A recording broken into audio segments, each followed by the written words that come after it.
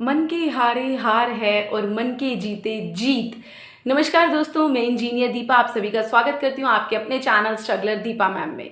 दोस्तों, आज ना मैं आपको एक छोटी सी कहानी सुनाने वाली हूँ जिससे कि ये साबित होगा कि यदि हम इंसान चाहें तो हमारी ज़िंदगी में ऐसी कोई परिस्थिति नहीं आती, ऐसी कोई चीज़ नहीं है, कोई ऐसा वक्त भी नहीं आता कि जो हमें हमारी मंजिल पाने से रोक दे। ये कहानी है एक लड़की की, एक साधारण सी महिला की। बात तो दरअसल बहुत पुरानी है, लगभग 80 साल पुरानी, जब हिंदुस्तान और पाकिस्तान एक ही हुआ करते थे। एक लड़की जिसका नाम वीना है अपने माता पिता और 2 छोटे भाइयों के साथ मुल्तान शहर में रहा करती थी। उसके पिता खेती बाड़ी किया करते थे। आमदनी ज़्यादा तो नहीं थी, लेकिन उस टाइम ज़रूरतें भी ज़्यादा नहीं हुआ करती थी, लेकिन गुजारा बसर हो जाता था। जब वीना 5 साल की हुई तो उसके पिताजी ने उसका गुरुकुल में दाखिला करवाने की सोची।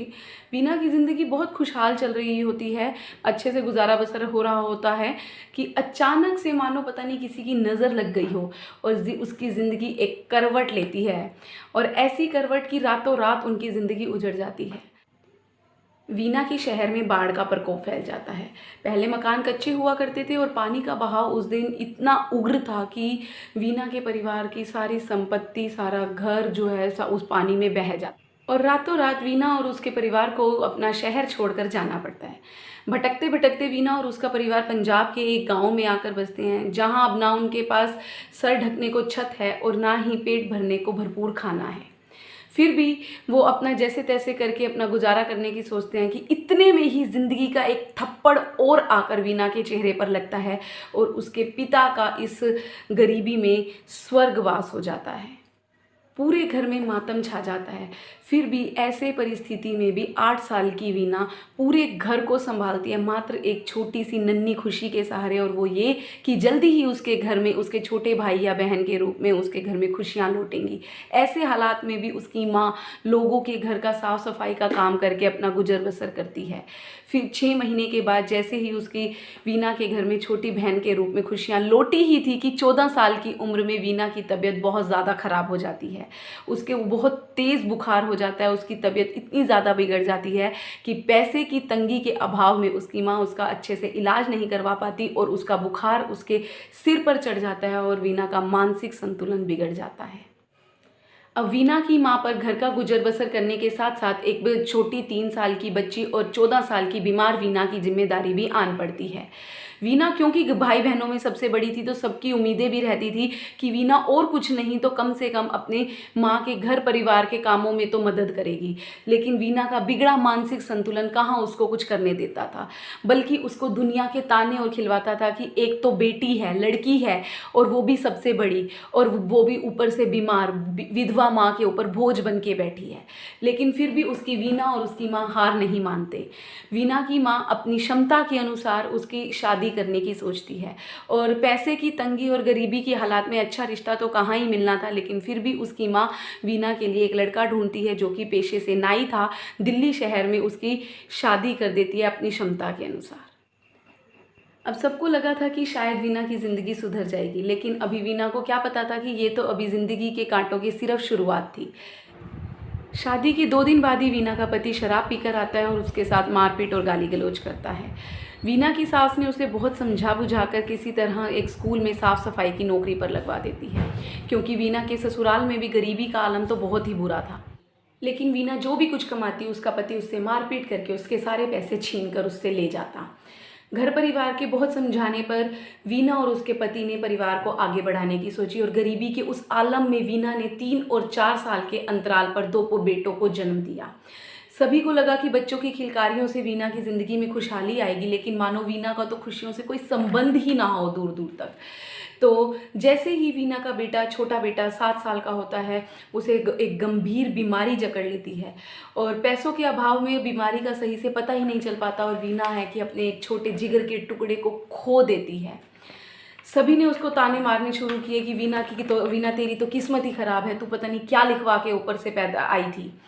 लेकिन फिर भी ऐसे हालात में भी वीना हार नहीं मानती दोस्तों, और 3 साल के बाद फिर वो एक अपने छोटे से बेटे को जन्म देती है। छोटे बेटे के रूप में अभी वीना के घर में खुशियां आई ही थी कि वीना की खुशियों पर एक कलंक आकर और लगता है। वीना के पति और उसकी सास का एक एक्सीडेंट हो जाता है। उस एक्सीडेंट में वीना की सास तो स्वर्ग सिधार जाती है और उसके पति आजीवन भर के लिए बिस्तर पकड़ लेते हैं। लेकिन इतने हालातों में अगर कोई दोस्तों कोई साधारण महिला होती तो उसके इरादे जरूर टूटते, लेकिन मानसिक रूप से बीमार वीना के इरादे इतने मजबूत थे कि दिन रात बीमार पति की सेवा भी करती और 2 बच्चों के भरण पोषण के लिए वो दिन रात मेहनत करती। स्कूल में साफ सफाई का काम करने के साथ साथ वो अपने और घरों में औरतों की मालिश करने का काम भी पकड़ लेती है ताकि बच्चों को पढ़ा लिखा सके। लेकिन कहते हैं ना दोस्तों, अपनों की नज़र बहुत जल्दी लगती है। तो यही कुछ हुआ वीना के साथ। जैसे ही वीना ने खुद को और खुद के परिवार को संभालना थोड़ा सा चालू किया था कि वीना की देवरानी और उसके बच्चे उसे परेशान करने लगते हैं। उसे अपने घर बुलाकर अपने घर का काम करवाते हैं, उसके पैसे हथिया लेते हैं और उसके घर से सामान अपने घर में ले आते हैं। अभी ये सब तो चल ही रहा था कि वीना की देवरानी ने उसके ऊपर चोरी चकारी का इल्ज़ाम और लगाने लगा, जिससे कि वीना अपने बच्चों की नज़रों में ही बुरी बनती चली गई। वीना को जिन बच्चों से उम्मीद थी कि ये बुढ़ापे में जाकर मेरा सहारा बनेंगे, वो बच्चे वीना को नफ़रत भरी नज़रों से देखने लगे, उसे चोर समझने लगे। मानसिक रूप से बीमार तो वो थी ही, लेकिन अब वो उसके ऊपर चोरी का कलंक और लग गया। और इस बीच में वीना की माँ का साया भी उसके सर से उठ जाता है। कुछ समय के लिए तो वीना को भी लगा था कि जैसे बस अब उसकी ज़िंदगी ख़त्म हो गई, लेकिन फिर भी वो संभालती है और अपने बड़े बेटे की शादी करने का इरादा बनाती है। अपनी एक बहू ढूंढकर वो अपने बेटे की शादी अपनी क्षमता के अनुसार भरपूर खुशहाली से करती है। लेकिन उसे क्या पता था कि आने वाली बहू उसके लिए खुशियाँ नहीं, गमों की लाइन लेकर आ रही है। उसकी बहू घर के कामों में मदद करना तो दूर की बात, अपनी सास से अपने हाथ पैर और दबवाती। लेकिन फिर भी इसमें वीना हार नहीं मानती, घर का काम भी करती है, बाहर नौकरी भी करती है, बीमार पति की सेवा भी करती है। फिर भी उसके बावजूद जैसे ही उसको उम्मीद थी, क्योंकि उसको एक था लगन कि मेरे घर में एक पोते पोतियों की किलकारियाँ गूंजने से शायद मेरे घर में खुशियाँ लौटेंगी। लेकिन वीना को क्या पता था दोस्तों कि पोते के रूप में घर में खुशियां तो आएंगी, लेकिन उसकी जिम्मेदारियां और बढ़ जाएंगी, क्योंकि उस छोटे से नन्हे बच्चे की जिम्मेदारी भी उस पर आन पड़ी।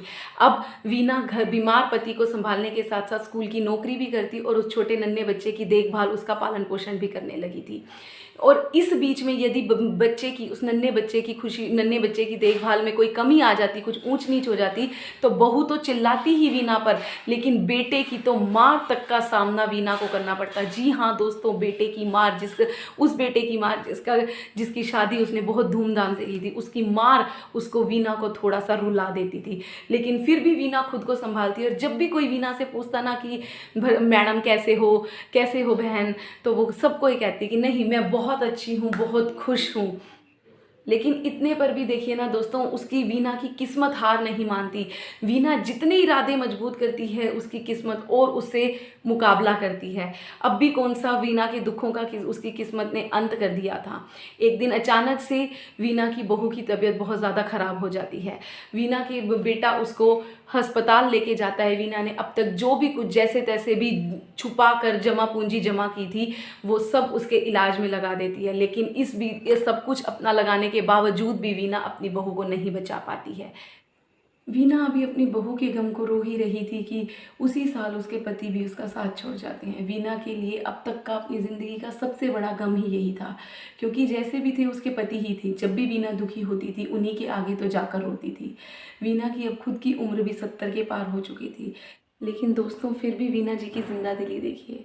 अपनों और दुनिया के द्वारा पागल कहे जाने पर, पति के और बेटे की मार सहने के बावजूद भी, अपने इतने करीबियों को खोने के बावजूद भी वीना जी ने कभी ज़िंदगी में हार नहीं मानी। कभी उन्होंने नहीं कहा कि मैं थक गई या मैं हार गई। जब भी किसी ने उनसे पूछा कि वीना जी कैसी हो, तो उन्होंने बहुत हंसते हुए खुश मन से जवाब दिया कि नहीं, बहुत अच्छी हूँ, ईश्वर की मौज है, ऊपर वाले की रहमत है। तो दोस्तों, हम क्यों नहीं कुछ वीना जी से सीखते।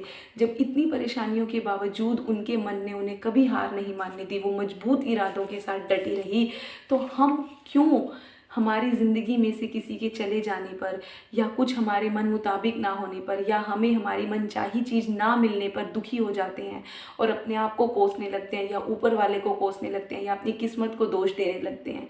जैसे वीना जी ने कभी ज़िंदगी में हार नहीं मानी, तो हम क्यों नहीं ये सोचते कि ये हार और जीत सिर्फ़ और सिर्फ हमारे मन की सोच है, हमारे दिमाग की उपज है।